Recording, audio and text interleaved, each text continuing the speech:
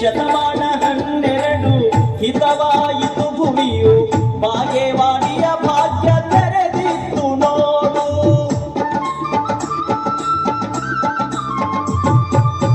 ಸೂರ್ಯನ ಬೆಳಕು ಹೊತ್ತೆ ಕಾರ್ಯಕ್ಕೆ ಸುಖವಾಯಿತೆ, ಸೂರ್ಯನ ಬೆಳಕು ಹೊತ್ತೆ ಕಾರ್ಯಕ್ಕೆ ಸುಖವಾಯಿತೆ, ಜಗವ ಬೆಳಗಿದೆ ಬಸವಣ್ಣ, ಜಗದ ಜ್ಯೋತಿಯೇ ಬಸವಣ್ಣ.